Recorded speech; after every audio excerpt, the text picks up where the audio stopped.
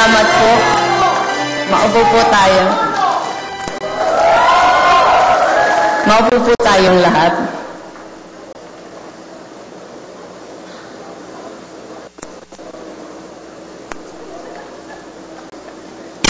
Minamahal kong mga kababayan, may mga sandali sa ating buhay na mas matingkad kaysa sa iba. Nung nagkakilala kaming una ni Jessie, nung nasilayan ko sa unang pagkakataon ang mukha ng aming mga anak, nung bumagsak ang kanyang eroplano.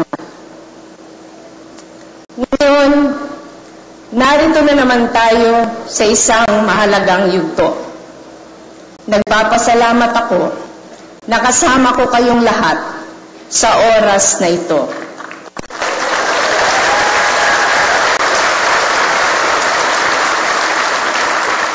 Kayong nagbigay ng inyong tiwala at umako ng ating laban bilang laban niyo rin. Sana samahan ninyo ulit ako sa aking bagong paglalakbay.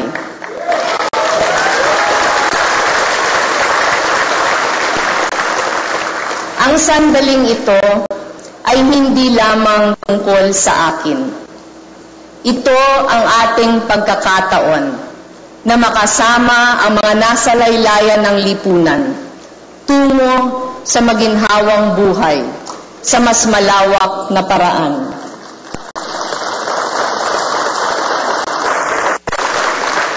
Sa isang katulad nating nakikipagpulong sa riles ng tren, natutulog sa bangka at sumasakay sa habal-habal para maabot ang ating mga pinaglilingkuran.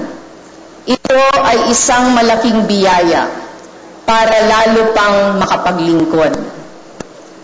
Tayo ay nasa posisyong ito dahil hindi natin matalikuran ang tawag ng paninilbihan. At hindi natin sasayangin ang pagkakataong paigtingin ang ating mga ipinaglalaban. Yinayakap natin ang responsibilidad na may buong pagpapakumbaba, pasasalamat at pagsusumikap. Ang mga pangarap ng ating Pangulo at ating mga plano para sa bansa ay nagkakatugma patungo sa iisang hangarin. Ang mabigyan ng tunay na kaunlaran ang ating mga kababayan, lalo na ang mga napapag-iwanan.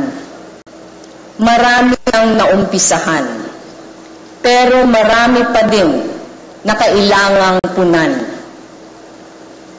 Panata natin na malagpasan ang kahit ano pang hamon. Hindi natin hahayaang mapigilan tayo ang anumang balakid upang makapagsilbi.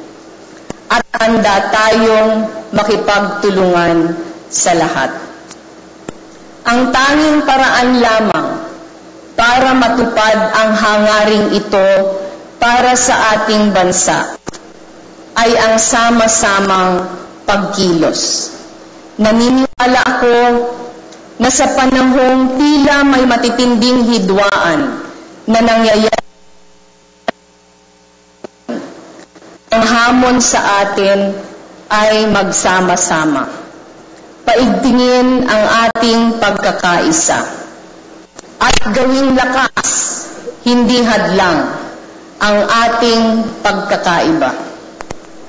Kailangan nating gawin ang tama para sa karamihan at hindi lang sa ilan. Ang katapatan ay dapat ibigay sa ating pinangakuang pagsisilbihan, kahit labag pa ito sa ating pansariling interes. Namulat tayo sa ganitong uri ng pagsisilbi at itutuloy natin habang tayo ay nabubuhay. Bukas ang pintuan ng tanggapan ng pangalawang Pangulo sa lahat, anuman ang katayuan sa buhay. anuman ang paniniwala o anuman ang partido. Tayo ay magiging tanggapan na palaging nakikinig sa boses ng taong bayan. Hangad nating maging magkatuwang ang pamahalaan at pribadong sektor tungo sa pagbabago para sa mga nasa laylayan ng lipunan na dapat nating paglingkuran. Ang ating pagtutulungan, ang ating pinakamabisang puhunan. Napatunayan natin na hindi sagabal sa anumang kakulangan. Ang totoo, tapat at pursigidong paglilingkod. Ang pagsubok ay kabilang mukha lamang ng pagkakataon. Ito ang kwento ng ating paglalakbay.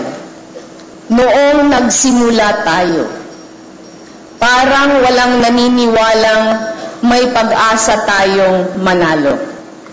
Ngunit dahil sa pagbubuklod ng ambag ng bawat isa, tulad na lamang ni Nanay Alberta na nagsangla ng kanyang singsing para makatulong sa ating kampanya. Tulad ng paglalakbay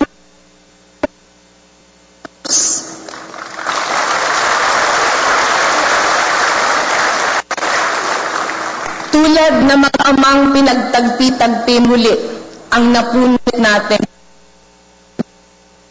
Marami sa inyong kasama ko ngayon na nagsakripisyo, na naig tayo. Kapag nanindigan tayo para sa mga pinaniniwalaan natin, kapag handa nating pagsakripisyuhan ang ating mga layunin, ang imposible ay kinakayang gawing posible.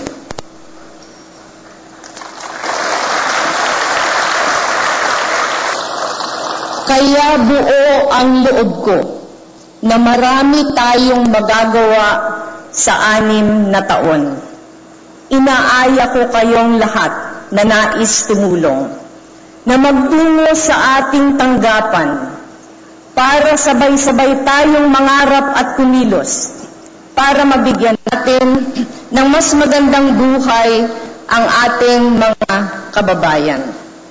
Pagsamasamahin natin ang ating mga hangarin at kakayahan upang makalikha tayo ng makabuluhang pag-unlad.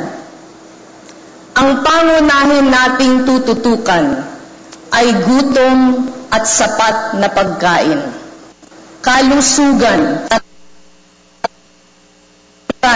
ng kanayunan, edukasyon at people empowerment.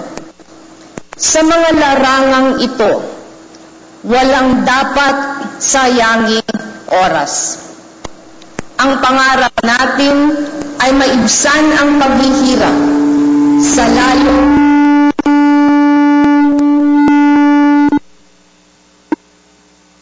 madaling panahon. Niyayaya ko kayong muli na samahan niyo ako sa paglalakbay na ito. Sa unang 100 araw, plano nating magtungo sa pinakamalalayo at pinakamaliliit na barangay sa ating bansa upang alamin ang mga bagay na nais niyong matugunan. Ito ang sinimulan na nating gawin sa ating distrito sa lalawigan ng Camarines Sur, kung saan ako isinilang, nag-aral, nagtayo ng pamilya, namulat sa mga problema ng lipunan, at kung saan napudpod ang ating mga tsinelas sa paghahanap ng mga mabisang solusyon sa kahirapan.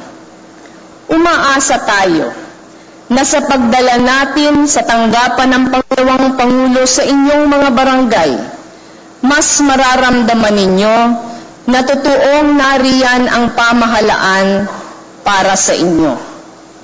At kapag nadama ninyo yan, Magkakaroon din tayo ng inspirasyon na simulan ang pagbabagong loob.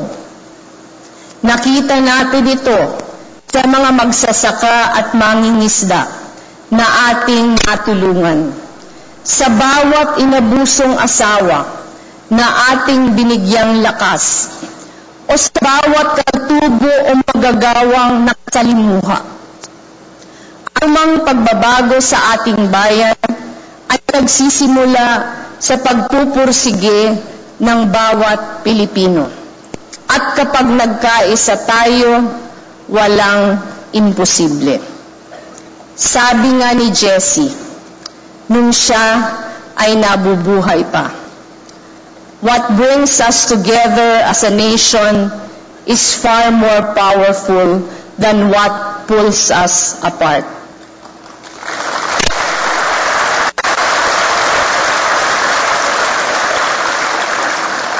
Sa panahon ng matinding hidwaan, ang pagkakaisa ng ating bansa ang tanging pag-asa.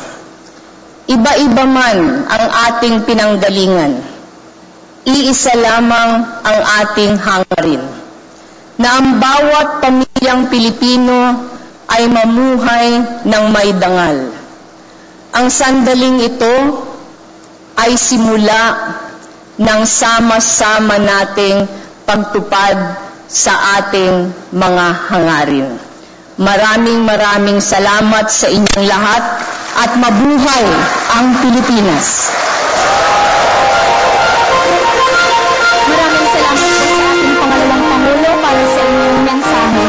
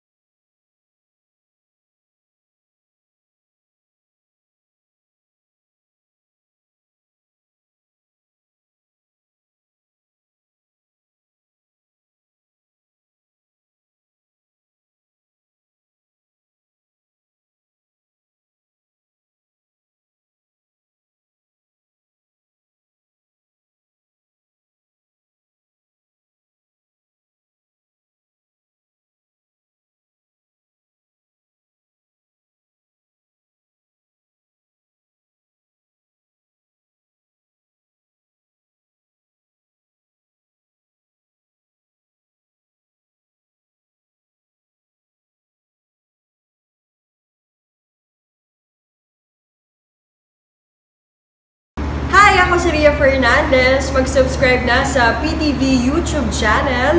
I-click lang ang subscribe button.